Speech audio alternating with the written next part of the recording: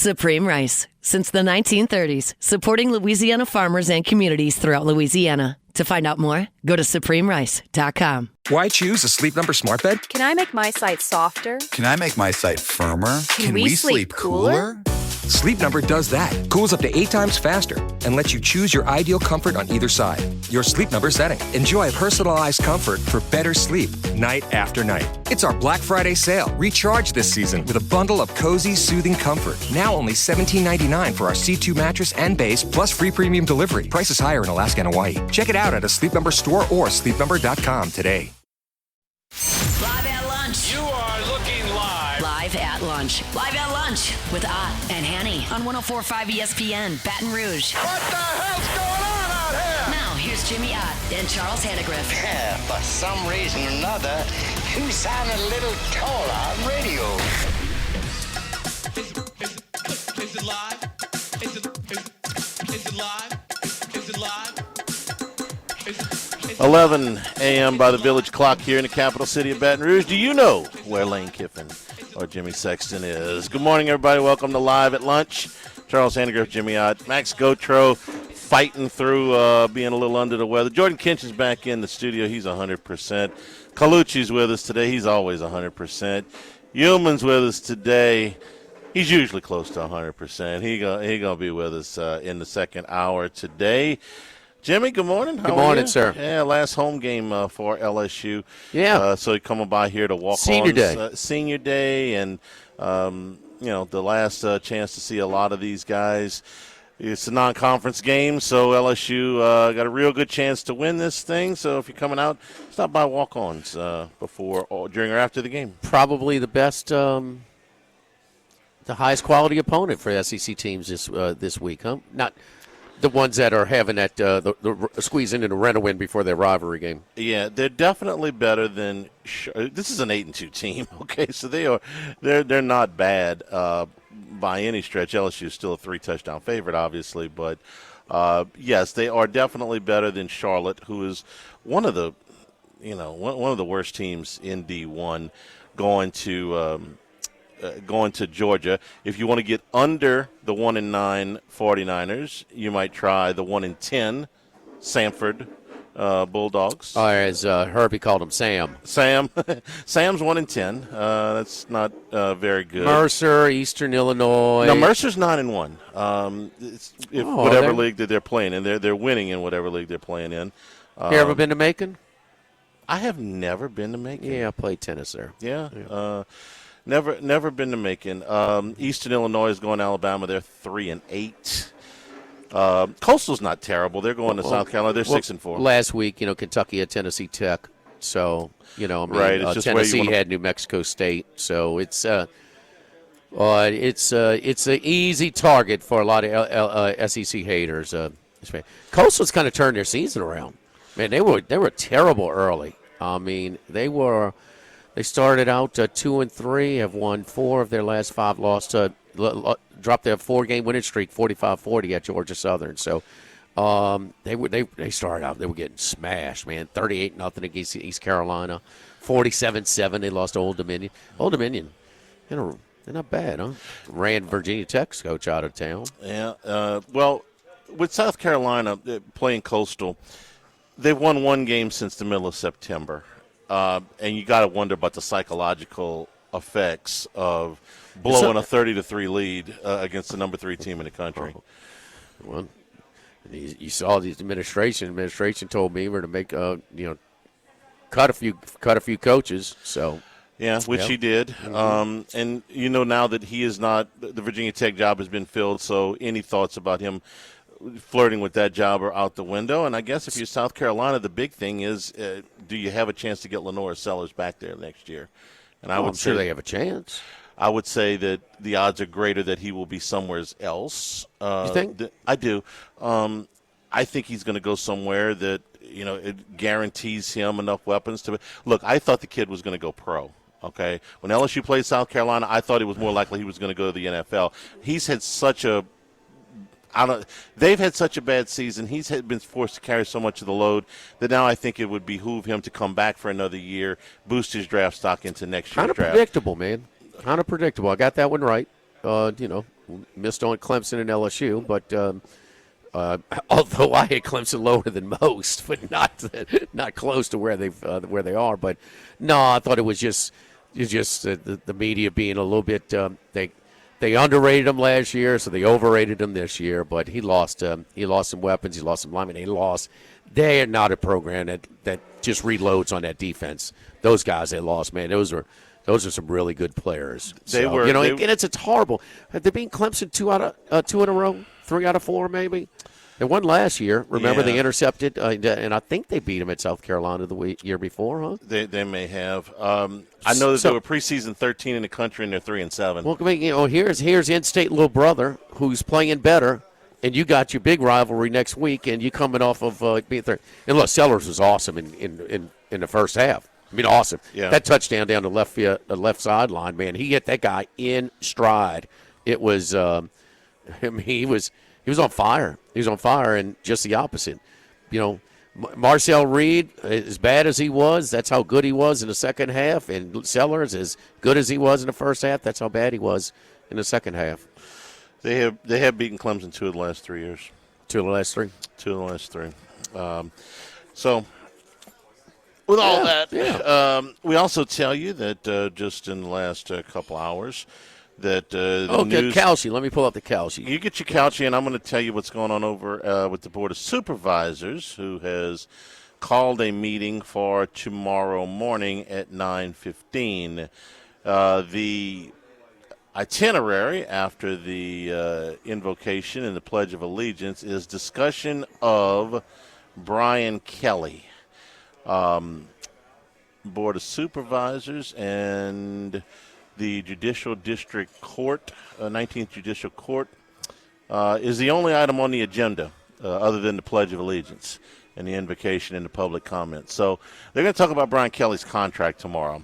I have no idea what they're going to say, but it'll be interesting theater. I am not a legal expert, nor am I a financial expert, nor am I privy to any information that they may have in the negotiation down of this contract. What I do know is, if I had my druthers, and I'm sure there's a reason for this, but the new coach being in place before they go to 15 rounds with the old coach over the contract would have been my preferred order of business. They're paying Brian Kelly this month anyway. They're paying him next month anyway. One way or another, LSU's going to have a coach here in a week or so, maybe 2 at the most. This has to be done. This has to be done tomorrow. That's my only question. And maybe, like I said, maybe there's a legal reason or, whatever reason. But if it had been me, if there was a way to say, listen, we're going to deal with Brian Kelly's contract after the new coach and the new staff is seated. I said this last week. This is just going to get people more riled up. Hey, they're trying not to pay that guy's contract. I'm not saying it hurts. It's a death knell or anything like that to any other coach, but it doesn't help. I don't know why this has to be done tomorrow. I'm sure that there's some reason for it. I would have preferred they put this off a month. I don't see where it costs them a whole lot of money. I'm sure there's some lawyer out there screaming at their radio going, you idiot. Que sera. We know that they would like to get the contract down. We know that Kelly's people are amenable to taking a lump sum buyout. And I don't think that he's going to work again. So I don't know that the offset is going to be in play all that much. It's just going to be how much money do they think they can take that will exceed $53 million if you take it now instead of over 6 years. That's basically what the negotiations were the first time, in my opinion. So we'll see. All right, Florida first. Calci Kiffin stock is at 55 cents. Jed Fish and Eli Drinkwitz second choice is at 20. LSU job, Kiffin 35. So Kiffin 35 at LSU, 55 at Florida. Drinkwitz second at LSU. He's passed up Brady. 19 on Drinkwitz, 15 on Brady. Summerall 13. So that's the order we would have as far as the top 2, as far as the likelihood. Maybe not necessarily our preference, but I would say that I would not totally flip them, but I would reverse the prices on those 2. I would have Kiffin a little higher at LSU than Florida. What did you make yesterday of the story that that Summerall was going to interview with Florida, and then that the interview was canceled, and then that the interview was never scheduled in the first place? What do you make of that? I don't know. I don't know either. I just know that the guy that represents Kiffin also represents Summerall. So where? With that being said, yeah. I mean, there's just there's a couple little indicators, unrelated pieces of information. They're just trending towards LSU. Okay, and that's today. Yesterday, did we feel like maybe there were a couple of things that might have been trending towards Florida, or are we just imagining all this? No, I think the silence is just almost the kind of the nothing was like, okay, maybe Florida is. I do think Layla, if she had her choice, would choose Gainesville. And most would. She's lived there. She hasn't lived here. Yes. I mean, and an alum in a Florida football family. I've lived here. I would pick living here over Gainesville because I've lived here. She's lived there. Okay. What got my attention was the fact that you want to light a fire under somebody's behind at Florida, so you plan a rumor about an interview. But why would that come out of Jimmy Sexton's office, when the rumor I'm talking about, when that's your client and he's not as hot as Kiffin, but he's high up the list. You just asked me yesterday, if I'm Jimmy Sexton, I'll put on a Jimmy Sexton hat and we're placing.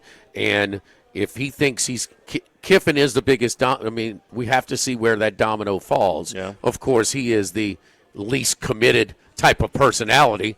So, and it's going to be messy however he leaves, should he leave Ole Miss. And if it's not this year, is he going to end his coaching career in Oxford? Who expects that? That's not likely. No. Okay. He's lasted longer than I think both of us thought originally in Ole Miss. And as odd of a fit as it was, it became a better fit because their level of appreciation allowed them to kind of tolerate some of the things that would aggravate some higher expectation programs. Fair? Yes. Okay. So, but once Sexton, is Sexton going to know first? I believe that Jimmy Sexton knows more about the current coaching system than anybody. Of course. Than any administrator, certainly than any media person. Yes, I believe Sexton is controlling about 90% of this. So, is he Jed Fish's agent? Is he Eli Drinkwitz's agent? He is Eli Drinkwitz's agent. Yeah. Okay. Yeah. Well, it's funny that Drinkwitz has all of a sudden gotten a little bump on the Kalshi meter, huh? Or not in Florida, or maybe it's all by design. No. He's trying to secure a really good job for one of his clients. For all if he thinks that Kiffin is going. So yeah, if you want to connect those dots, that's a possibility. Yeah. The other thing, Charlie, that we know he's worked with Frank. We know he respects Frank. Nothing's 0 100%. But if Kiffin comes here, what's the chances he's going to hire Frank?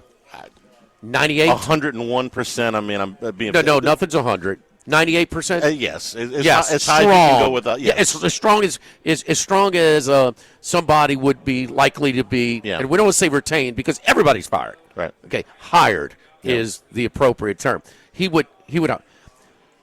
Who has a better chance of? Who is in place at Florida to retain, to maximize that roster for next year, this recruiting class and the roster for next year? Is it, if he takes the Florida job, is he going to have as good of a roster as he would at LSU with Frank holding this thing together? No. No, he wouldn't. That is part of it. Everything's part of it. Layla being an alum and the Florida, the son of an All-American quarterback, that's part of it too, And why so you tore, no matter what you think of it, if he was foolish, if it was insulting to Ole Miss, and let's face it, even Lane, man, how could you make those trips? How can your family make those trips if you're staying? I mean, because first time you lose again to a Kentucky, that has damaged the relationship a little bit if he planned on staying. We both think he's leaving. But why does she have to tour Gainesville? I asked that question a couple of days ago. It's not like it's not a movement, a move of appeasement. I don't know. Well, I'm asking you. I mean, to out of respect and say, no, we are seriously considering. We want to do the tour. It's almost like she's an official visit, right? Yeah. I mean, do you want? Okay, you're recruiting the 5-star, and you have a connection. Don't you want to? Isn't that the least you're going to do? My read on even the Mannings made a freaking official visit to LSU. It's a level of appeasement. This was my read on why she went to Gainesville. It wasn't to learn traffic shortcuts. It had to do mostly. This is my opinion only, with finding out where Knox was going to play football and where he was going to go to school, because he's a prospect. He's starting on the team that he's on in Oxford, and that would be the one thing that they would need to go look at here and there. Where is he going to be? Where is he going to settle? Let's just say that Knox knows what the depth chart is at these prospective spots. Yes, and so you wanted to go put your eyes on it. If Mama wanted to go put her eyes on it herself, maybe. I think it's just to kind of out of respect and not damage. She's going to have a relationship no matter where Lane Kiffin coaches next with the University of Florida forever. Yeah, okay. So she doesn't want to damage. She was out of respect. Okay, I'm the 5-star. Out of respect, just let us show you around. Let us give you the tour as well. Let us take you on your official visit. I think it's more of a courtesy visit. Could be. Could be. Everything you know about coaching searches is a little bit different when Lane Kiffin is involved. It just is. I mean, because he leaves messier and arrives with more fanfare than most. Charlie, since we just talked, he went from 35 to 37, 7 on Kalshi. You are impacting the Kalshi meter, Charlie. I feel so powerful. Charlie said, like it a week, like it a week, like it a week. I feel Is that your 5-pack tomorrow? It might be. Hey, can I ask you real quick on Frank Wilson? It's up to 40. There is nothing to keep Lane Kiffin from hiring Frank Wilson somewhere else. I realize his impact may not be in Mississippi or Florida what it is in Louisiana, but Kiffin could hire him on those staffs too, couldn't he? Oh, he could hire him in Gainesville, but he's more impactful here. He's got these guys. I mean, and you know what? Did you see him come around the corner and jump into the locker room? I did. Let me tell you something about Frank. Frank had a lot of shake, boy. He returned a lot of kicks and punts for touchdowns at St. Aug. Yeah. He had some shake. He had some wiggle. Yes, indeed. Before he tore his knee up in Nickel State. Do you remember the night we were doing the night show and Corey Raymond walked into the restaurant? Yeah, and Rouge. He was wearing an orange and blue shirt, yeah. and it looked like the most. It looked unnatural. Yes, yeah. I would feel the same way if I saw Frank in one of those shirts. Yeah. Don't forget, this is the last chance. It's game day, the season finale, senior day, and senior night. Huh? How about a night game in Tiger Stadium? Yes, indeed. And make walk-ons a place. Of course, we've got the tent set up. We've got live music before the game over here. Weather should be outstanding, so come on over here. Make this your meeting place. It's always tricky to try and time where you're going to meet folks. So hunker down here. You might be a little early. They might be a little late, or vice versa. And you watch all the games. You get great food, great service. It'd be nice. Be nice to your servers. There's nothing worse than a rude-ass patron. Be nice and pleasant with your servers, especially when they're obviously busy on a game day. So, yes, indeed, the original, the best over walk-ons just off of campus on Burbank. Live at Walk-Ons, live at lunch, 104.5 ESPN Baton Rouge.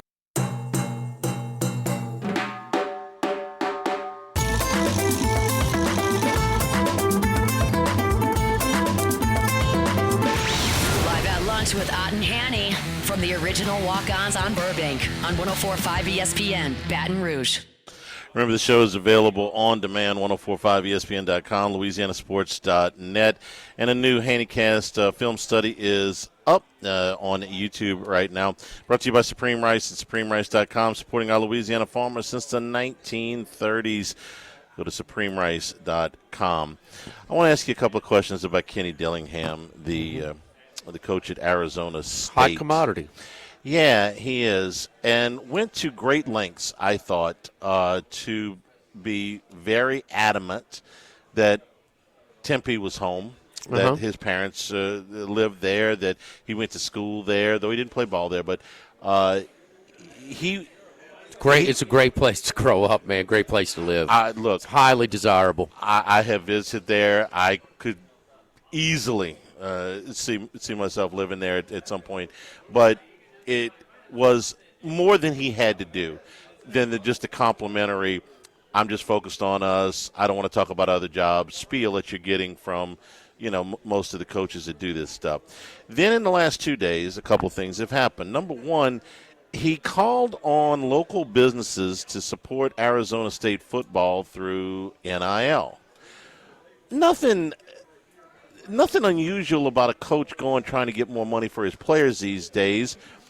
Publicly and during the season is, I would say, a little unusual. Wouldn't you, Jimmy? I mean, well, he might be gauging Charlie and saying, if he can't, he tests the waters. Yes. Let's see what kind of. I'm going to call it myself, and I'm going to see, man, can I get some more player budget, because I know at these other places I will have it. He asked for local restaurants, as an example, to name items on the menu after their players. It could be that he is floating this trial balloon to say, listen, I'm going to do this right now while there is still at least some speculation, despite what I've said, about me leaving. Let me see how much I can push the NIL meter here if I go public with this. So that was the first thing that caught my attention. The second thing was that Sam Levitt is rumored to be headed towards a transfer portal. So Kenny Dillingham talked about that yesterday. His 2 years of eligibility. That'll help push him out the door. And keep in mind, Charlie, look, after he graduated from Arizona State in 2012 and coached in the Phoenix area high schools for 7 years, he went to Memphis for 3 seasons. He was at Auburn, Bo Nix's freshman season, under Gus Malzahn. 2 seasons at Florida State. He has some time invested in the SEC geographical footprint. He has a thick resume for somebody 35 years old. Yes, indeed. But he talked yesterday about Sam Levitt. Oh, yeah, he's doing great. On the road to recovery. We've had lots of conversations. Sam's my guy. I have a great relationship with Sam. Everything I've ever said about him was true. So now we get into, it's a package deal. Sam Levitt going somewhere else with Kenny Dillingham? Is he going somewhere else without Kenny Dillingham? Or are all these reports BS and he's going back to Arizona State? He's been at Auburn for a year. Would Levitt a package deal? Well, yeah, maybe so. LSU, Florida, Auburn, the big boys, Penn State can do a lot worse than Kenny Dillingham. He might be on the cuff. He might be the hottest thing going. Might be the next big thing. Yes, indeed. Yes, indeed. And he is the exact opposite attitude and perception-wise as to Brian Kelly. Was seen as, look, he's not working it very hard. He's at the end of the line. He's not hungry anymore. This guy is the exact opposite of that. I would be just fine if LSU hired Kenny Dillingham. Oh, I would be more than just fine if they brought him in. Would you rather Kiffin or Dillingham? Kiffin's done it in the league, so he's kind of had a he's gauged a pulse. I think he's got a pretty good idea of what this job would be, though. Kiffin is more of a sure thing to win. Okay, I can't imagine that he would come here and not win a championship. I don't know, but I can't imagine that Lane Kiffin would come here and go 7-5. Right. Dillingham, it's a little bit more of a risk. He's been a head coach for a lot shorter period of time, but the potential is there. This guy is hungry. He's picking up the damn phone and doing the sales himself. Yes. We both have a sales component of our show. It's the thing we love to do most about our job, right? Flip it upside down. flip that back. Okay. You think he enjoys it, but he knows no other way of roster building. Right. He's so damn young. He's the guy, and he's really good at it. And so, no, I'm going to find out for myself. If they could tell me no, I'm not waiting for somebody. Man, that's admirable to me for him to test the waters like that. I've been listening to him over the last, just a couple things. You know who he reminds me of? You take this way. he reminds me a lot of what Will Wade sounded like when he got here. Like Yeah, roughly the same age. He's got a Will. He does have a little Will Wade feel to him. Like, get out of my way. I'll do it myself. Yes, indeed. Yes, and hungry. Yes, very hungry. Hungry. H-O-N-G-R-Y, Charlie. Got it. Say it like you mean it, Charlie. Hungry. Don't forget our friends over at K&M Automotive on Segan Lane, 8445 Segan, just off of Perkins. See, it's the only place I take my vehicle. They're open 7:30 a.m. to 4 p.m. Monday through Friday. Kenny, Jason Payne, and the great seven. I'm trying to call Jason Kenny now. I got Kenny Dillingham on my mind. I got it. Jason Dillingham. No, Jason Payne, man. He's the best. Look, Charlie, you're convinced? Man, you went over there. Wow. He's going to try and find you a much less expensive repair option than a replace option. He saved a lot of people money. Going to give you an honest deal. No horror stories coming out of K&M Automotive. They're on Segan Lane. It's the only place I take my vehicle. 8445 Segan Lane, just off of Perkins, across from Ambrosia Bakery. Live at Walk-Ons. Live at Lunch, 104.5 ESPN Baton Rouge. It's time. It's now Colucci time. Dwayne Colucci is back to give his best picks on 104.5 ESPN Baton Rouge. Oh, and how about Colucci time last week, huh? 2 picks in the NHL. Tough one, Charlie. It was sweat, 7-zip. Went by touchdown. Yes, touchdown. Just one score, right? 7-zip in hockey, and then plus 160 hits as well. How about Colucci time? Can we send him a fruit basket? No, is Colucci hungry? Come on, bring him. What's up, Hungry Jack? Some beignets I'll take. How about that? Especially in your neck of the woods. And let's play the call of the post, guys. Today's opening day at the fairgrounds. There you we go. thought there wasn't going to be racing. Jimmy, we didn't think there was going to be racing, and now you got Jose Ortiz, you got Paco Lopez, you got Mitch Sherrill, you got monsters down there. Yeah, they did. I think the last thing we said they're going to get through this year and going to buy them some kick the can, basically, and figure out. I think that's right, huh, Kaluch? Correct me if I'm wrong. You were all over this when we were talking about this months ago.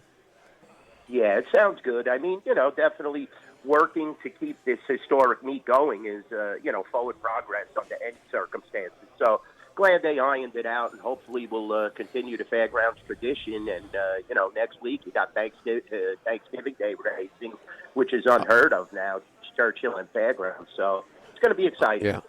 Okay, well, we're off for Thanksgiving next week. This is the annual time when we talk about what is on the Thanksgiving table at the Colucci house. Casa Colucci. Huh? Come on. Tell me the spread. Got some red gravy, I can tell you. Yeah, a little bit. Come on. What's it look like, Colucci? Yeah. A little bit of red lead, right, Charlie? No, definitely we'll have the sauce, gravy because of the meat in it. So, yeah, we'll definitely have some meatballs, some sausage, some nice pasta, maybe some this year. And naturally, we'll have some meat. I think we're going to do the pork, maybe porchetta this year. So, it's going to be a nice family tradition. And I got the Canadian game then. I'll be going to the Fortress the next day, right in the afternoon. So, it's going to be a great, great weekend. And got to work a little Thursday, but I'll have the feed bag on as soon as I get out of the rampart here. How has the Thanksgiving handle done over the years with the NFL adding, a game? Instead of it used to just be the 2 in Detroit and Dallas. And I get, Detroit was so bad for so long, but you've been doing this for so long. The handle picked up over the years? Yeah, definitely, because you spread the game out. All people here in Las Vegas eat at different times. A lot of people come to the casino. We got so many fabulous food options and specials. And we have even more, food outlets now with the opening of Ipazzi and a couple of others. So you do have people commuting here at all times of the day and night. So it increases handle naturally. The NFL has done a great job promoting themselves, and they continue to do so. It's just amazing how they expand and expand and expand. And, from a bookmaker's point of view, I'm an East Coaster, so I'm all about family tradition and celebration. But it cuts into that. I mean, you got games Christmas Day, the day after Christmas, Thanksgiving Day. day after Thanksgiving. It's just it Right. continues on and on. There's a period that we go when college starts playing on Tuesdays where you have football 7 days a week for 3 months straight. So that definitely increases handle. NFL has been the king this year by far. I mean, our handle in the NFL has far exceeded the college football menu. And I think it's because of the competition level of the college football. It's very hard to handicap this year. You don't have that, monster 5 to 10 teams that just continue to cover like a machine every week. You have a lot of teams beating each other. And I think that is to do with the restructuring of the conferences and all that. But the NFL is king, and we will have a steady flow all day. And like I said, you do have the 2 horse tracks that complement the NFL football, so it's going to be really exciting. And we'll have a packed book for next Thursday. I saw you photobombing in the background with your Canadians jersey behind Jerry Jones Monday. I saw you, rubbing elbows with little Jerry, huh? Yeah. Well, you finally get a victory, and, George and CD were trying to put a little kink in that because they had to go out and party and try to get the Vegas flu. But those guys, too talented, and I don't believe that the Raiders are strong enough on the defensive end to stop anybody.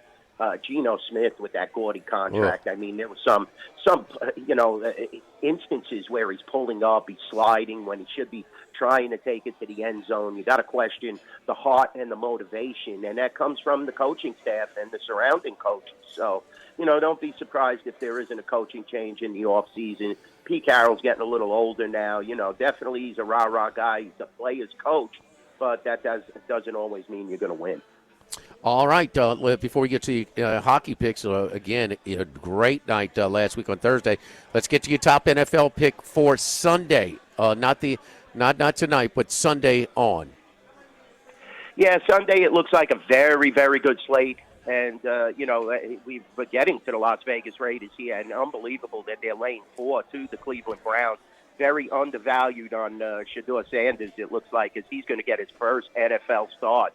And, he looked like a deer in headlights as well out there. But let me tell you something. This week, this is a must-win for the Kansas City Chiefs, guys. Chiefs don't win this week, they're eliminated, in my opinion. So, even though we got about 8 weeks to go, Chiefs need to win. We said that about them last week, but this week they definitely at home laying 3.5 have to solidify a possible playoff position or at least get into the wild card hunt. And you're playing a monstrous Indianapolis Colts team that has played over their head the whole season. You have to stop Jonathan Taylor. That's the whole key. I think a lot of teams have figured out how to stop Danny Dimes, but it's all about Taylor. I think the Chiefs could do it. And, it's 3.5 now. I'm seeing some properties in town to 3 and 120. So I would suggest, I hate laying the extra big, but I would lay the 3 and 120 as opposed to the 3 and a hook that a lot of these properties around town have. So I'm looking at the Kansas City Chiefs, Patrick Mahomes, to get the job done. We'll see how it pans out at home. That's a 10 a.m. Las Vegas game. That is exactly what Randy McKay told us yesterday. But, yes, a desperate spot. Keep in mind, they're the game behind Jacksonville for the wild card, but Jacksonville won that Monday night game, so they got to gain 2 games on Jacksonville the rest of the way. So, no, and Jacksonville has a much lighter schedule than the Kansas City Chiefs. Kansas City -3, -120 right now, available at our local shop here, the DraftKings outlet over at the Queen. All right, 3 NHL picks. Let's first start out down in Florida. Florida is -155 against the New Jersey Devils. Yeah, definitely. This is a tough one. 155 around town. Also, we're seeing 145 at the Rampart South. Okay. So that's where the deal is. Come down and bet it with me or bet it with Chris. You got Jake Allen in between the pipes for the Devils. He's been very solid. Sergei Bobrovsky for the Panthers that are starting to play better. Keep in mind, Jack Hughes is not going to play in this game. He's on the shelf once again. Best player by far on that New Jersey Devil roster. They've lost their last game. I think Florida wants to keep that momentum going as they've won their last game. Let's go with Florida tonight, 10-8 against 13-5-1. I think Florida gets the job done at home. definitely going to lay that 145 at the Rampart and South Point, Okay. or if you could shop around town. There you go. So got to get better price. So Charlie, with the flight tracker shows the MMR plane is going to Vegas. It's just to shop on a cheaper line. Okay. Then I'll go into Colucci to offer him the LSU job. That's good. Okay. That's good to know. Okay. Colucci, is your dad coming to tour He Baton turned down Rouge? $13 million. Yeah, it's not enough. It's insulting. Definitely. We'll bring Dad down, and hopefully he won't get that drawl once he gets there like Mr. Kelly did. That mysterious change of voice. You kind of knew that something was up. I told you guys that as soon as that press conference interview. Well, Lane, you going to send your family down here to tour the back? We'll be down with Mr. Jimmy Ott, definitely having a good time. St. Louis Blues at the Philadelphia Flyers. They dropped the puck at 6:10 Central Time. Flyers minus 125, Blues around plus 105. Yeah, they played last week, and, the Blues were on the short end of the stick. But now you have the Flyers coming off the road trip, two-game road trip. I think that this is a good spot for St. Louis. Two bad teams, in my opinion. I mean, the Flyers are obviously playing better than the Blues, and the Blues have to start elevating their level, especially on the defensive side. You're getting Joel Hoffa tonight in between the pipes for the Blues against Dan Vladar. Vladar's been solid. Hoffa, Jordan Binnington hasn't been getting the job done, so let's keep an eye on this game. I think the Blues are the right side, and notice how the total is only 5.5, and yet these teams scored 11 goals last week, guys. So this is going to be a much tighter checking game in Philadelphia. I think the Blues will come out on top. Let's take a little plus in this game. I think they have an excellent chance, especially with the Flyers coming off the road trip.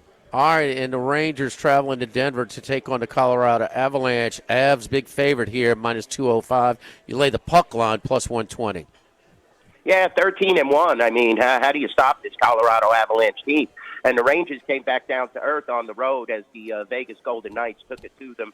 They even got two lucky goals, in my opinion. The Rangers got totally outplayed by the Vegas Golden Knights, and Colorado is a far superior team right now in the regular season as opposed to the Vegas Golden Knights. So, I don't see any reason why not to get that empty netter and lay the puck line, like you said, Mr. Odd. And 2-1 here at the Rampart and South Point. Seeing a lot of 210s. It's starting to get up there. The Rangers are going to come back down to earth. You can't just win all your games on the road. I mean, they're like 8-1 on the road, but this is Colorado. This is the best team in the NHL. So many different assets and so many different people that can put the puck into the net, even without Valerie Nichushkin, who, is banged up now. They're still showing McKinnon and the boys are just monstrous, and they continue to move on like a machine. Let's go with Colorado. They're going to do it. All right. So, again, we're looking at the Kalshi thing. So, Kiffin, Charlie, 35-40%. Drinkowitz, 19. Brady, 50. Colucci, 11. 11? Yeah, he's moving up. Okay. After this appearance, Max put some money on him? Max did, yes. Couple of more hockey picks, and we'll be right there. We'll be about 3 to 5. Anything? So the fairgrounds opening day is today. You said, or when is it? Today. It is today. Yeah. Okay, used to start on Thanksgiving. Used to be opening day, but it's been a week for a few years now. Joe Dumars is running. He is. Gail Benson's got a horse named Joe Dumars. I'm not making this up. Unbelievable. You couldn't she named the horse Joe Dumars. Got to get something out of him somewhere. I know if she names the horse Mickey Loomis, I ain't betting on him. Promise you that. Second race today, box 210. You'll be Mickey Loomis has been retired to Jackson Square. Okay, pulling the people on the tour through the French Quarter. So, yeah, beautiful, unbelievable. They'll be parade. Colucci, scratch straight through Dumars. Don't put your money on Dumars. Okay. I don't know. Maybe the horse is good. Tell you what, Derek Queen had a game last night. Whew. All right. Starting to look good. Follow Dwayne on Twitter at NYBookie. Dwayne, look, have a great Thanksgiving, my man. Tell your family we said hello here from the Deep South. Enjoy all that turkey and red gravy. Definitely. Happy Thanksgiving to everybody in Baton Rouge. Love you guys. You and your family, Colucci. Jimmy and Charlie as well. All right. Colucci. Thank you, Colucci. You are the man. Don't forget our friends over at Relief Windows. If your homeowners association requires wood windows like mine, there's one call you need to make, and that is Relief Windows. Call our friends at Relief Windows Again, 288-8138 for top quality windows, doors, siding, and shutters. But the windows, again, the wooden windows are outstanding. So they're built to last. They're R-Last wood, using the R-Last wood. The gelled wood frame windows come with a 20-year general warranty and a lifetime limited warranty against rot and termites. They look good, they're functional, and they last. So I had to replace my wooden windows, one after about 10 years, one after about 12 years. Not going to happen with the Relief windows, the R-Last gel windows from Relief Windows. Check out all of their inventory online at reliefwindows.com. You can check out all of our windows, doors, siding, and shutters, or give us a call and schedule a free quote. We'll come out and evaluate your situation, have the computer, do up a rendering, kind of fine-tune it, adjust it to your liking right on site. And you're ready to go. We'll schedule for it to be to the manufacturer, get it in. We'll schedule appointment time, come in on time, and very professional to clean up after they're gone. Just really, really a seamless process over at Relief Windows. My man Brandon Holly and the great staff at Relief Windows. 8 a.m. to 5 p.m. Monday through Friday. Relief Windows at reliefwindows.com. Live at Walk-Ons, live at lunch, 104.5 ESPN Baton Rouge.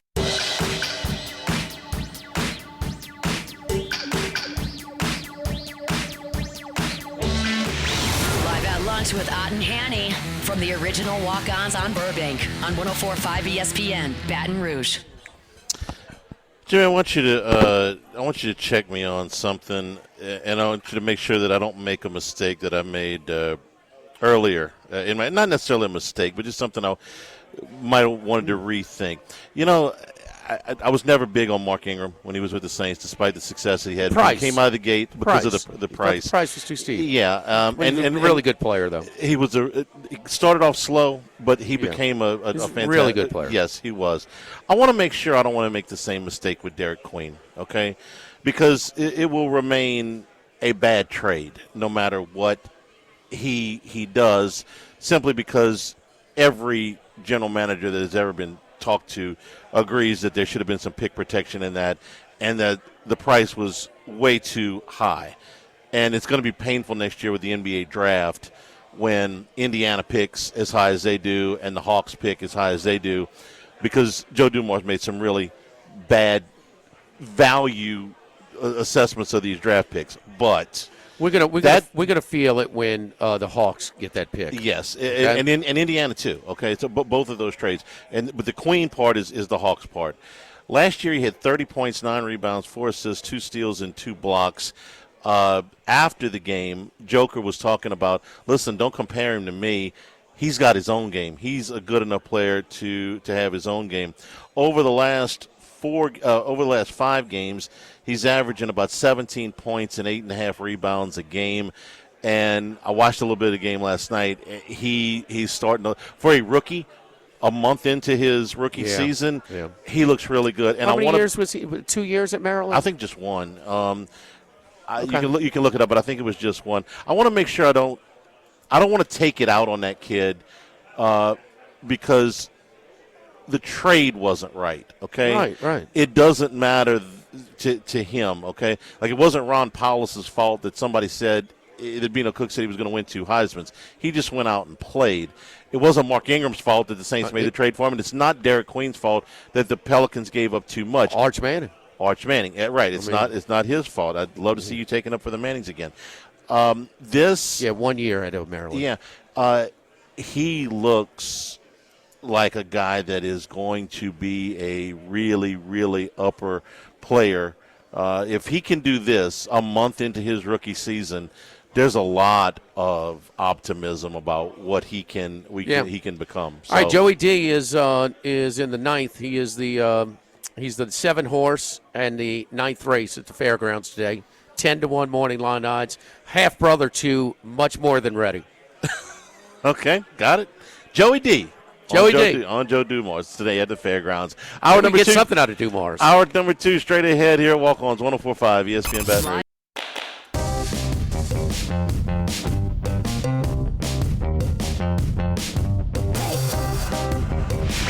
Live at lunch with Ott and Hanny from the original Walk-Ons on Burbank on 104.5 ESPN Baton Rouge.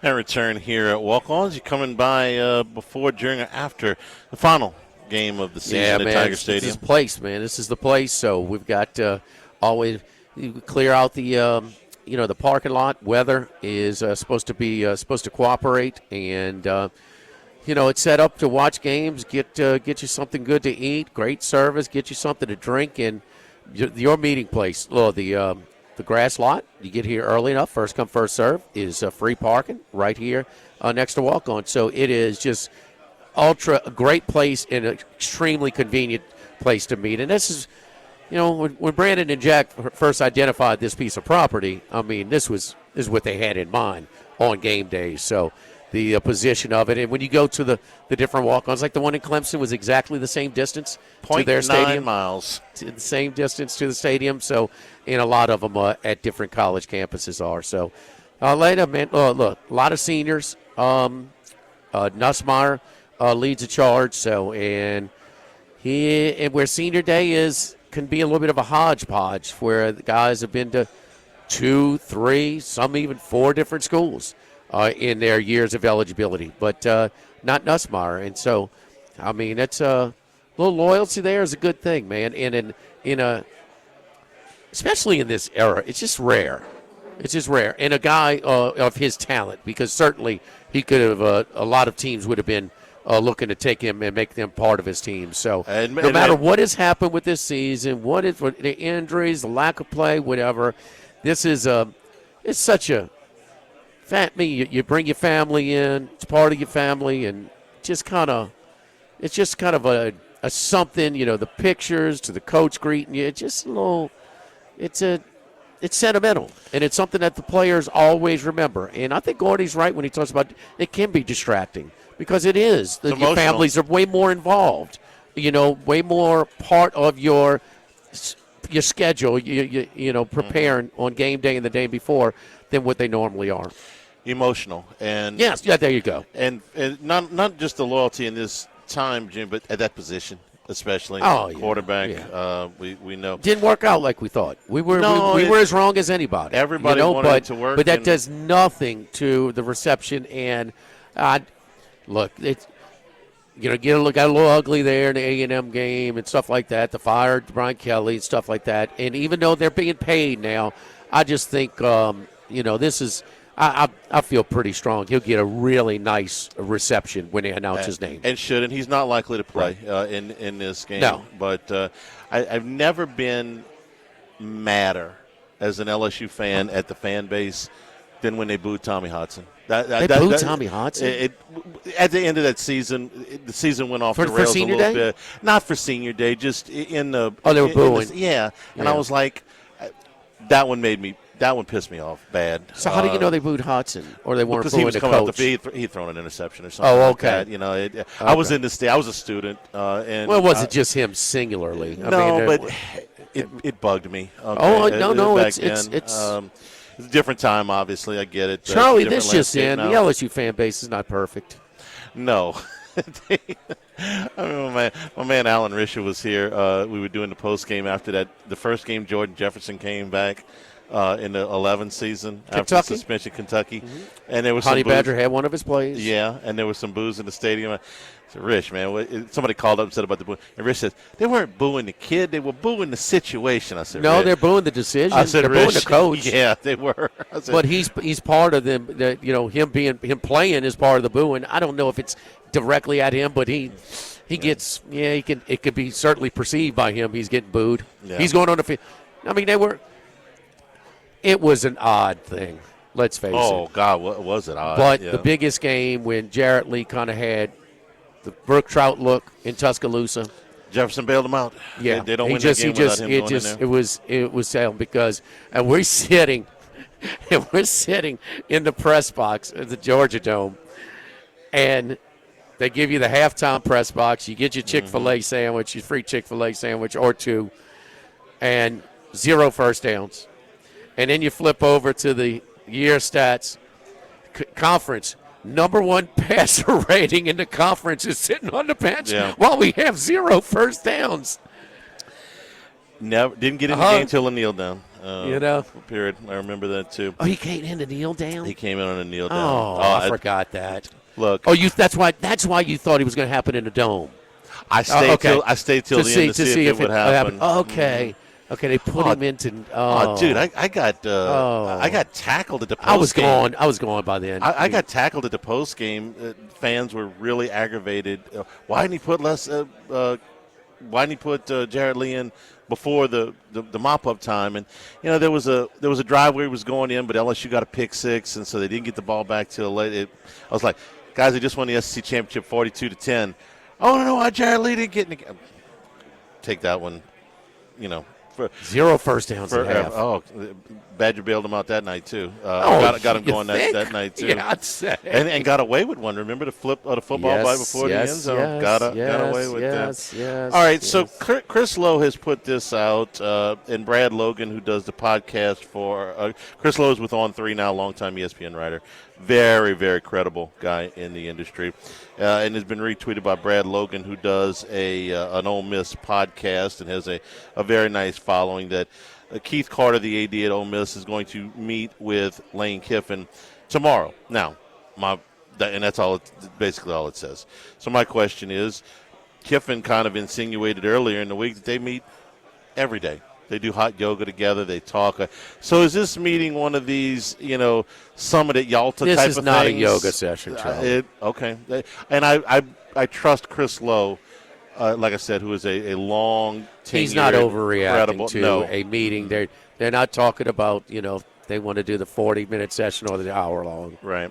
So what do you think Keith Carter is going to tell him or is going to ask him? We want to know. We want to know. Obviously, is the question. Is it going to be – the players want to know. Your fans want to know. Your staff wants to know. The guy, the boosters who gave you the player money want to know. Yeah. The agent wants to know because he's got 6 other clients that are hinging on what – and I'm not exaggerating that. I think he knows. You don't think Kiffin knows by now? Yes, I do. Yeah. I do. Okay. Do you think he has told anybody besides his family? You think he's told Jimmy Sexton, this is what I'm going to do, or maybe Sexton told him to hold tight? I got to believe his family and Sexton know. Okay, and I think that's reasonable to assume. So is Carter going to say, listen, Lane, I'm not giving you an ultimatum, but for the good of everybody involved, yourself included, we need to have some clarity on this. I'm not doing my job, Lane, unless I try and find this, give me this information. Right. You got to let me know. I'm not going to fire you the day before the Egg Bowl, but come on. You know what? And I can listen to an argument. And some of these boosters who said, I'm not giving you another dime if you let him coach the Egg Bowl. Okay? Yeah. You got to fight that. Right. Okay, that's real, is it? Absolutely. Not every booster, but some. Sure. Oh, yeah. Maybe most. I don't know. would say this is going to be a deal. They're on their way to the playoff. Mm-hmm. They've never been in the SEC champion. They haven't won a championship since '62. I gave you all this money. Conference championship. I gave you all this money. You said I'm going to put together a team that is going to win a championship, and now we're right here on the cusp of it, and you out the door? Screw you. Right. Because it was like, oh, no, you're not going to be able to. Nobody. The candidacy has shrunk because nobody's going to leave a playoff team to jump a job. Well, he's doing it. It looks like he's doing it. And I always said, well, it might not be this year. And, of course, he would be the first one to do it, wouldn't he? If we had to pick one guy who's going to do it, isn't it Kiffin? Although he has been more settled in Oxford than we ever thought. I mean, he's had the eye and the biggest. He talks about how they're inferior at Ole Miss all the time, that he doesn't have all the riches of the blue bloods at LSU and Florida and Alabama and the others. Of course it would be him. Was it messy when he left the Raiders? It's always Was it messy when he left Tennessee? No. Was it messy when he left USC? Davis trumped him on the messiness. He did, and Davis was near the end. It's almost. I mean, he dressed him down, Jack. I mean, he made Kiffin to be a sympathetic figure in that departure. And Davis was closer to the end at that point. But it was messy when he left the Raiders. It was messy.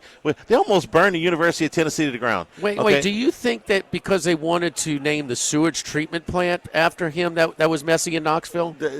crappy would be a better word. Maybe. No. They wanted to name it. I understand. Okay. Was it messy when he left USC? They fired him on at the the airport. tarmac. Yes. Okay. He said Hayden said he wanted to talk to him. He said, "Well, why can't we talk now?" Okay, we can. Next thing you know, planes leaving without him. Was it messy when he left Alabama? Of course. A few days before a week before the national championship game? By design, Saban wanted to change his play caller before the national championship game. Okay. Yeah. So I mean I guess he left Florida Atlantic on good Nobody terms. cares at Boca. Correct. They're all out at the marina.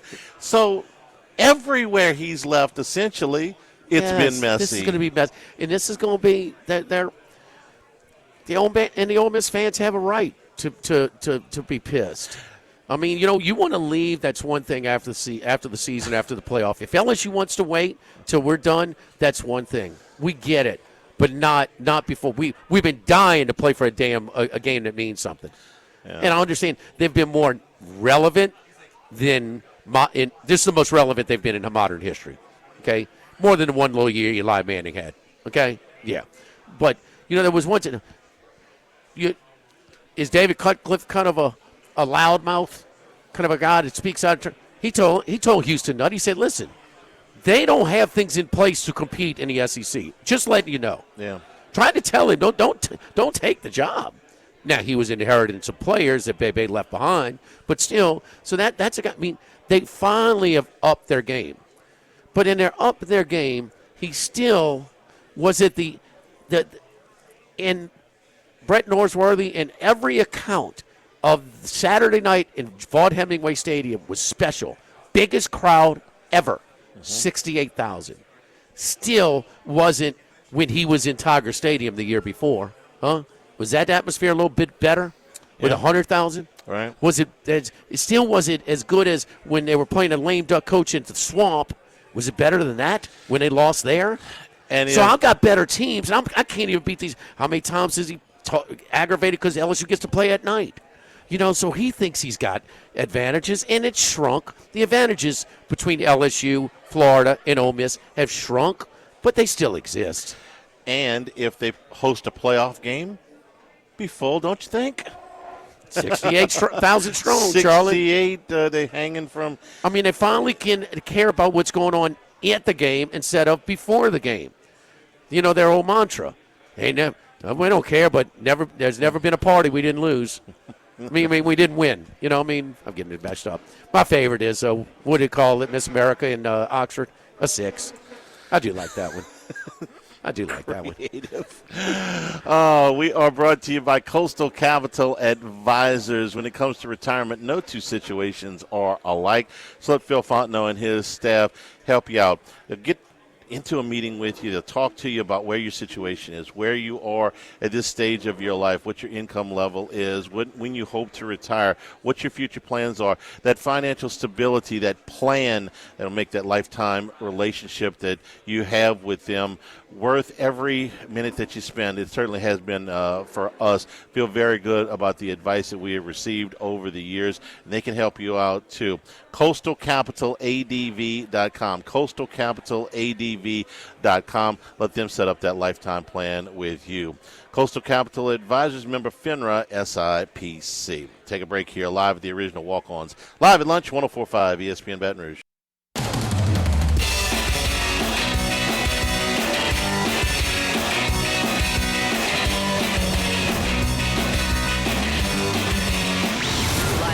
With Ott and Hanny from the original Walk-Ons on Burbank on 104.5 ESPN, Baton Rouge. And we're also brought to you by the Thibodeau Store, the Pierre Port Store, now in LaRose and Lockport as well. The Black Friday deals are up on the website right now. TheThibodeauStore.com will get you to all 4 properties. Shop your power tools for the season, gifts for dad, for husbands, for brothers. They are all on the website right now. Limited time savings right now on indoor and outdoor security cameras and security locks. Also available at TheThibodeauStore.com. Delivery available on some items. Same-day pickup on virtually everything in the store for your outdoor chefs. Lots of pots, the green egg cookers, the grills, the griddles, all of them available at TheThibodeauStore.com. Or if you want to shop in person, 900 St. Patrick Highway in Thibodaux and Highway 70 in Pierre Port. And again, online, TheThibodeauStore.com. Florida, Tennessee. So which Florida team's going to show up on Saturday? Will it be the one that laid an egg in Commonwealth Stadium or the one that gave Ole Miss all it could handle? Lots of injuries, including their top two receivers. But the Vols, 4-point favorites at the Swamp. They have not won in Gainesville since 2003. Casey Clausen was the starting quarterback back then. We saw Casey Clausen and then Rick Clausen later. We remember the game Rick Clausen, who was at LSU at one time. He had the famous Monday Night Football comeback for Tennessee in that Monday night game with Hurricane Rita coming through. LSU was like Mike Tyson throwing all kinds of haymakers early, but if you got them past a certain point in the fight, they were in trouble. Their legs were done. Yeah, they got a little bit of fool's goal at halftime. LSU had a defensive touchdown. They had a trick play that went down and got them in point-blank range. Tennessee kind of took over in the second half. I don't know exactly what to think about what Florida is going to do here. I think Tennessee's obviously the far better team, but we've seen Florida come up with a couple of efforts. I mean, they did beat Texas down there. Michigan and Maryland, with Nussmeier's injuries, maybe Underwood would have gotten some time over here. There certainly would have been some pressure to play them even before, being knocked out, for being unable to play. But a battle of freshman quarterbacks in College Park, Maryland, at Byrd Stadium. Michigan 13-point favorites on the road against the Terps. Terps won their first 4, have lost their next 6. 7 Big Ten games for Underwood. How many touchdown passes has he had this year? 7? 5. Including 0 in his last 3 starts. He threw 2 picks in the Northwestern game to put them behind the 8 ball there that led to Northwestern scores. That was one of the better games. That was early game in Wrigley Field. So Underwood not doing it so much with his arm.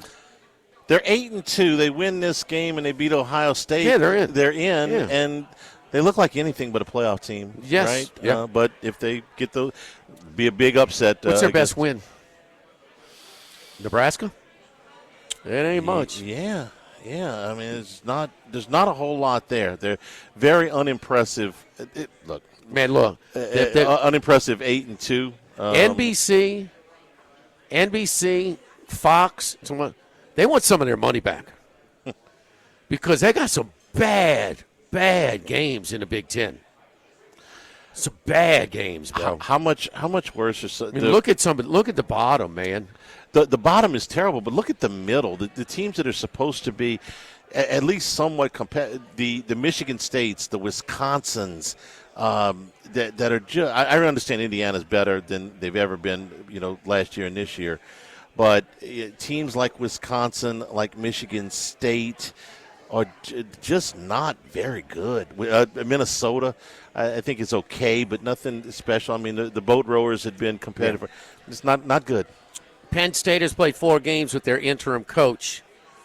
They are 3-1 against the spread, and the only one that they didn't cover, they had a 1st and goal to backdoor cover against Ohio State. Playing their 8.5-point favorites over Nebraska this Saturday. I'm going to do my best at his name. Grunkenmeyer, the quarterback. His QB rating has gone up in 5 consecutive. They didn't let him games. throw last week.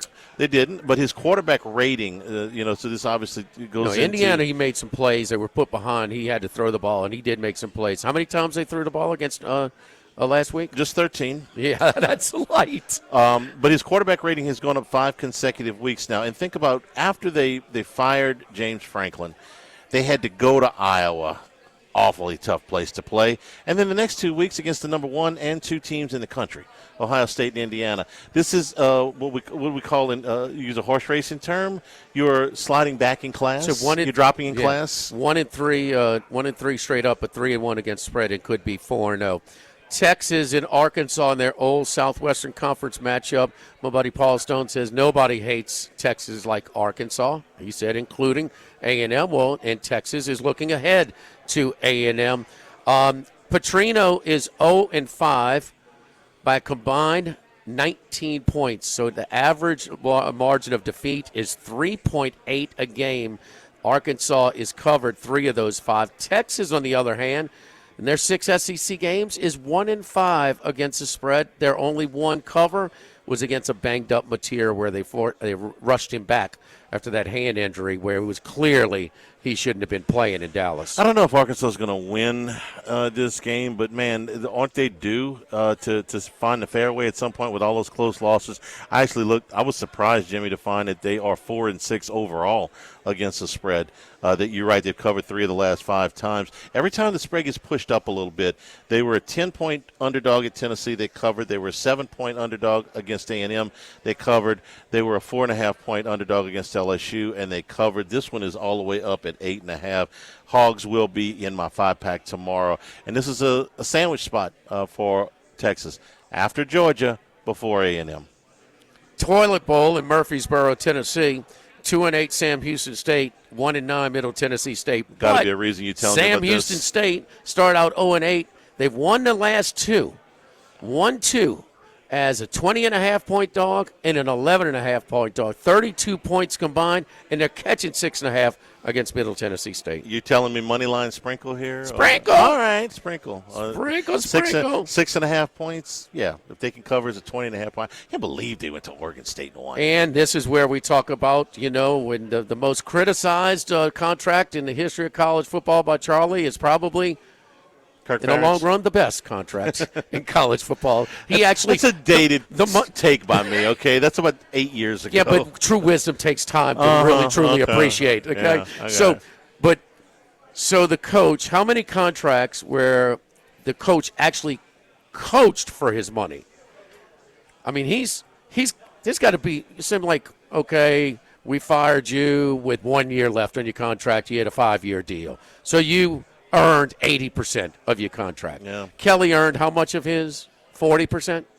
Well, 40%? Yeah, 38%. Where is Ferentz? Huh? They have gotten. What's his buyout? They don't care. It doesn't matter. He's not going anywhere. It's been the best contract in college football. What's he been there? 25 years? They could have signed him to 25 one-year contracts, and it would have been the same thing. I mean, he's not going anywhere, and they don't want anybody else, so it's a match made in heaven. College Football Notes brought to you by our friends at Dana Brown, downtown Dana Brown, at the law offices of O.C. Brown. You get hit, like I got, girl pulls in front of you, bam, here we go. I got totaled in my car, airbags deployed. Dana, I need a rental car. Dana, I need to go see the doctor. Man, my neck is killing me. I got to go see a specialist. He's going to take care of everything along the way for you. So it is a pain in the rear end when you get in a wreck, and it's not fun, but it just makes it a little bit absorb the blow, helps you absorb the blow just a little bit more, a lot more, by scheduling these things and handling negotiations with the insurance companies and stuff like that. And also, Dad just passed, needs a succession of his property and stuff like that. Man, I don't know what to do. Man, a good thing for Susan over at the law offices of O.C. Brown. So this team of specialized attorneys to handle different things for different reasons at different stages of our lives. My law firm for a lifetime is the law offices of O.C. Brown.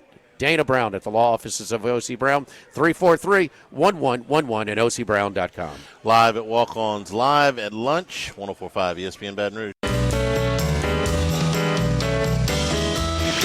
Live at lunch with Ott and Hanny from the original Walk-Ons on Burbank on 104.5 ESPN Baton Rouge. We return here at the original Walk-Ons. Final home game for LSU. The season is this Saturday, calling by Walk-Ons, less than a mile from Tiger Stadium. Pick up food and drinks before, during, and after LSU and Western Kentucky. Matt Humans is on vacation this week. I had mentioned earlier that he was going to be with us. He's actually going to see his family in the Bahamas. They playing basketball there next week? You know what? I bet that's what he's doing. Yeah. Instead of going to Maui. Yeah, I bet. Okay, so we would get his picks ordinarily in this spot, but it does give us an opportunity to take a look at some more of the games this weekend in the Southeastern Conference, especially. Although we're going to skip over the duds. Jimmy, Oklahoma has got 2 wins to basically get them in the playoffs. Yeah. They are about a little over a touchdown favorite against Missouri back in Norman. They went on the road at Tennessee and at Alabama, got back-to-back wins there. In fact, it's 3 straight on the road in the Southeastern Conference for them because they beat South Carolina as well. The only loss in the stretch has been that game at home against Ole Miss that they lost by 8. So if they take care of pair of Tigers, Missouri and LSU, well, Pribula, they're rushing him back. Zollers, this would have been his first true road start. And because the other game he came in relief in Nashville, and they basically took the ball out of his hands. He did not do well in the first start against A&M, and then they threw it maybe 12, 13 times, and it was a great matchup. Mississippi State had just given up 300 yards rushing to Georgia, 567 total yards, and they just handed it off to Ahmad Harding. He had 303 TDs, so why take any risk? But they know they can't have that approach against a Brent Venables defense, and so they're rushing Pribula back for this one. He is expected to start. Are we ready to call the Eli Drinkwitz rumors distracting for Missouri at all? Doesn't help. Are they on their way to the playoff? No, they're 7-3. It's a good season, but they're not going to make the playoff. And it's schedule related. Again, this would if Missouri wins, beats Oklahoma, and Oklahoma beats LSU, it will be his first win, a first conference win at Missouri against a team that finishes with a conference winning record. They have played 7 teams that are unranked and won them all. They have played 3 teams that are ranked and lost them all. He wins the games he's supposed to. Sounds like Brian Kelly. Does he work a little harder in recruiting? How much golf does he play? I get the impression that he doesn't play much golf. Is he a wine connoisseur? Not that I know of. Not that I know of. Kelly was so damn nice to the media. I mean, he did not care. He was not worried about job security. He was so. When I tell people in Notre Dame enthusiasts, I was like, man, let me be fair. And it's like, oh, you guys must hate him. I'm like, let me tell you, he goes above and beyond his level of respect for the media in his transparency with it. Why are you telling me that your offensive lineman is hurt? Why are you telling me this? He don't care. His level of typical college coach paranoia was non-existent. It was on low, dude, and it just it was a guy who had checked out. Yes. And the money was coming no matter what, although we'll find out about that at the Board of Supervisors meeting tomorrow. There's a certain amount of money that you can take that will make it worth more in a lump sum payoff. Max, let's bring in Max. You got any voice? Boy, no. Oh, he doesn't have. No, he's out. All right. Ken Palm in the NET rankings are really disparaging early on. It's very early in the college basketball season, but LSU's number 40 in Ken Palm, and the number 89 in the NET. That's a big difference, Charlie. That is a huge difference. Ken Palm but Ken Palm usually favors traditional because it's more of a line predictor. So your history, your tradition has some influence on this. LSU's got no history. No, they don't. I'm shocked at that. Okay. I don't know how you can figure too much about LSU. The UNO win is the best win so far, and UNO, in addition to beating TCU, although TCU had one of their frontline guys go out there, also came back, and I believe they beat Tulane by 20, and there's another win on there. So UNO's the best win so far. But you're getting like they got 27 out of Inwoco the other night, or 29 out of Inwoco the other night against guys that were 40, 50 pounds lighter than him. I mean, it's going to get a little harder as they go along. So I don't know what you can tell by LSU yet based on the schedule. All right. They look better. Okay. NET's what the committee uses, right? Yeah. Where is VCU is 31 in NET. All right. I watched Will Wade's crew beat them this week. Didn't cover the spread. It was like 11 or something. It was in Raleigh. It was at home. But they beat them by about 6 or something like that. Where would you think NC State's Ken Palm is 22? They beat number 31 NET. What do you think their NET is? If they're 22 Ken Palm and they beat number 31 NET, the way you're asking it, I know it's going to be something different, but I would say that it should be comparable. So I'd say 25 if it's 22 on Ken. You're only 107 off. Yeah, I knew it was going to be something straight away you asked.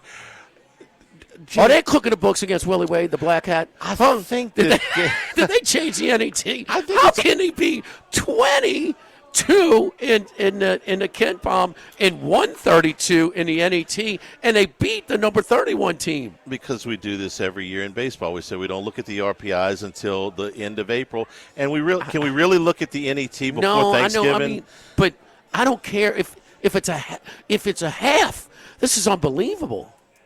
No, those are big discrepancies. But again, you see this at times. You look up in Mercer's number one in some power rating somewhere. 3 games. I'm sorry, Jordan. What was Charlie's prediction? 25. Okay. I said 20. I was 107 off. I knew I was going to miss it. I told you I was going to miss it. I could have guessed something outlandish. Okay. Sample size matter to Ken Palm? Of course it does. I know this is early, but I beg you to give me a bigger disparity than that. That's all. Without looking, it would be. LSU got a chance to. I mean, Max is going to tell us they're going to the tournament. We know that. I mean, we told us last year, but I mean, they have a chance. I've watched the games. Okay, they have a better point guard situation than they had a year ago by a significant margin. They have better size. They have better size on the front line. Reed is continuing his trip back. I think that they can continue to ramp him up. All right, where are they finishing the league? Sutton is the guy that I think has a chance to probably be their best player. He's a transfer from Omaha.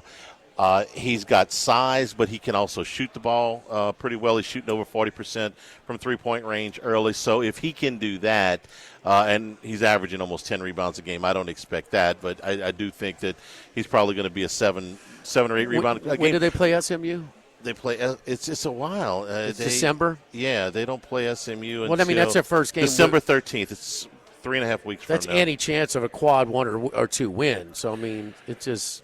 You got 2 more games that you should win against Omaha, and actually Drake, I understand, is not Omaha. That's the OUNO. The high school, Bellhaven? No, it's the OUNO. That's not the bar team from Barrett's. It is not. No, Stinky and the boys. After you play those 2 games, you're going to take a break for exams, and then you're going to come back and you're going to find out where they are.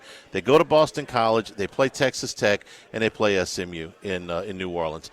Call Coach Mack. You schedule Creighton, dude. Come on. I mean, Creighton's coming here in baseball this year. I don't care. They're better in basketball, Charlie. They are much better in basketball. All those years you wanted to play Creighton in baseball. They play them in baseball where do you think they're going to finish in the league? Because the league, now, it's early, but you are having more of these higher quality non-conference games than usual. All right. This early, yes. This feels like those holiday tournament matchups that you're getting. Alabama's already played St. John's, Purdue, and Illinois. I mean, and I haven't seen all the teams in the league. I don't think I've even seen half. I of them don't yet. think the league is as strong. I think the ACC was. Let's say this. What was it last year? Was it like 15-1? The ACC SEC challenge. Oh, I don't remember. I know that the SEC had their best year ever. I know they got more team in the tournament than ever. I don't remember what they did in November against or in the ACC challenge. It was either 14-2 or 15-1. I'm going to try and look it up. I mean, just kind of blind to the rest of the league. I don't know, 12, 11. I mean, 14-2 last year. 14-2. That thing's going to tighten up considerably. Yeah. The ACC has improved. I think the SEC is still better, but I don't think they're. This is where you build your strength of conference in non-conference. Once you start conference play, you're pretty much set. 95% of your non-conference. So, I mean, how many non-conference games does LSU play? They played 4. They played 12. They do. Okay, so your third way in LSU. I mean, the SEC is 5th. 13. There's second. Okay, so roughly, roughly a third, 30%. Yeah. I mean, 30% is in, and you're 5th right now. So they're probably not going to be the strongest a conference RPI this year. When you are blowing teams out in non-conference against inferior competition, you put something to that. If you're winning by large margins. So Kentucky's lost a couple. First 3 games. Well, they lost to Louisville. They lost to Michigan State. I mean, they're favored to beat Michigan State. They got clobbered. Yeah, and Pope kept them in the locker room for an hour after the game. Losing at Louisville, they were supposed to lose that one, but they're not. LSU they're not ranked where they were. LSU was not tested in the first 3 games against Alcorn. It took them about 30 minutes, about 32 minutes to shake loose. It was a single-digit game until then. The last 8 minutes of the game, they overwhelmed them. So it looks like they dominated the game from start to finish. They really didn't, but they ended up winning by 26. So that's what you're supposed to do against. First year they did the ACC. ACC SEC was a 7-7 tie. Last year 14-2. Clemson beat Kentucky and Duke beat Auburn, and that's it. Last year, and the SEC won every other game. And didn't Duke beat Auburn? Auburn was coming out of Hawaii. Yes. Yeah. Okay. Maui hangover, we call it. From what I have seen, LSU looks better than they were. Okay, they have better talent. I don't know how good they are as compared to the SEC, though. How many teams made it from the SEC to the tournament last year? 14. 14. Yeah. That's crazy. Everybody but LSU and South Carolina. Say maybe 9 this year, 8, 9. It's a reasonable guess. I hadn't looked at it too much. So you got to finish maybe at least in the top 10. Just early return. You're not going 14. Well, but that's an easy call. But say roughly that 8, 9, 10 type of range. That's fair. I mean, we'll see. They're not playing anybody. Well, they may have a chance. And is it pretty much now? The guy that hired him's gone. Tournament or bust? That's what we said before they fired the athletic director, and that was the athletic director that hired him. So I would think yes. More so. If you've had 4 years, and what does it look like? Does it look like you're building something? Are you competitive in all of these games? Do you lose 4 games in the last 12 seconds so you look like you're almost there, or do you get run out of the gym? How it looks matters, I think. But if they don't make the tournament, he's in a tremendous amount of trouble. Total Maintenance, one of South Louisiana's oldest and largest AC and heating companies since 1980. My buddy Lucas Ragusa, who has been in the industry for as long as I know, over 30 years, and he knows what it takes to put a great operation together because he's worked at every level, man. He went over to the office a couple of weeks ago and checked out the operation. It is impressive, man. Big boards and how they, just planning, trying to execute where this technician is going from this job to that job, and just really, really cool, impressive operation. Technician came to my house to do the heating safety inspection, man. Very polite, well-mannered. Just a really sharp kid, friendly guy, man. Really did a great job and was very, very courteous. And they want us again. He's been doing it for a long time. Now he's got operations in New Orleans and Baton Rouge, so they cover both of the areas, but completely different staffs, completely different offices, not to overlap and compromise each other. Factory authorized dealers for Carrier, American Standard, Dakin, and Ream means, hey, you're not thinking too much about ACs right now, but now is the time. If you got a unit that's over 10 years old, if you had to have that unit serviced this past summer, now is the time to get your best price on replacing that unit. Give my friends a call at Total Maintenance, 480-1000, 480-1000. Live at the original walk-ons, live at lunch, 104.5 ESPN Baton Rouge.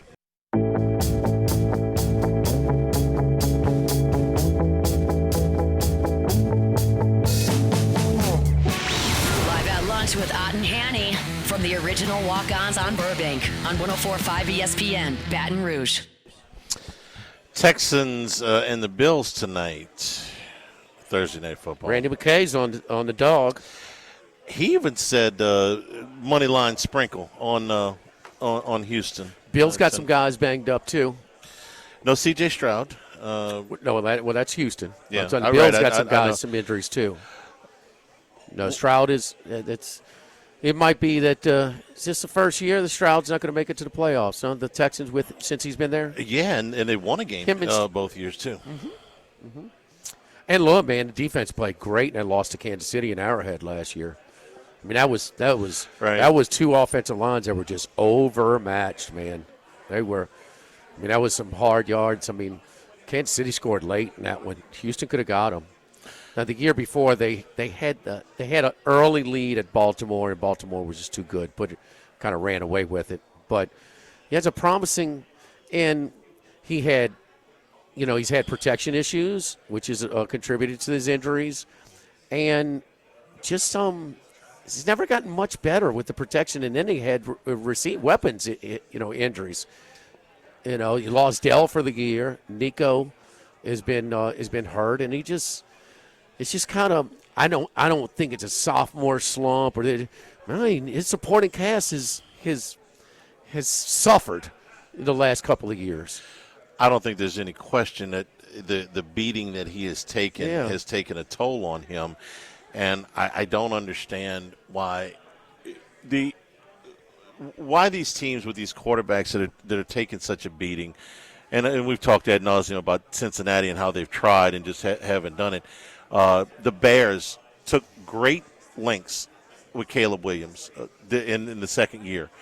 They went and spent big money on 2 offensive linemen and drafted another one, okay? That's attempting to address the problem. If I had a quarterback that I thought was as good as C.J. Stroud and the rest of the supporting cast was stumbling around him, I swear to you I would take 2/3 to 3/4 of my free agent money. I'm like, we're going to get the best lineman we can get for what we have in the coffers, and we're taking our first pick, and we are taking whatever lineman is closest to our rating at that point. And I don't care if our rush defense, our pass defense, our whatever else, if our running backs are somebody we got to take in the 7th round out of Ball State, we are going to fix this offensive line, and we're going to protect the franchise quarterback. We'll fix everything else afterward, but we got to fix the foundation of this thing before we can paint the house. And what did they do? They traded Laramie Tunsil. So thank God they have. They never quite thought they got their money's worth with Tunsil, but he was the best they had. Yeah. Did they get better? No. He was the best they had. Yeah. So good thing they put a non-contact jersey during practice, because the pressure rate defensively, they are one of the best. The Texans' pressure rate defensively. Protection, one of the worst. And so, I mean, they have no balance to their roster. Follow Randy and take them with the points tonight. Raging Cajuns take on Arkansas State tonight. That's your college game. Arkansas State's quarterback was out last game. Rayner? He's expected to play.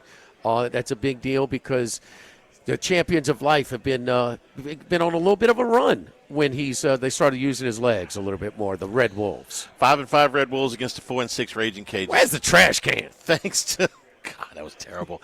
Thanks to the folks here at Walk-Ons for being our host. You can come by here, of course, on Saturday, all during game day. Tomorrow we are at Rufino's. We start at 10. Stay tuned for Hunt Palmer on 104.5 ESPN Baton Rouge.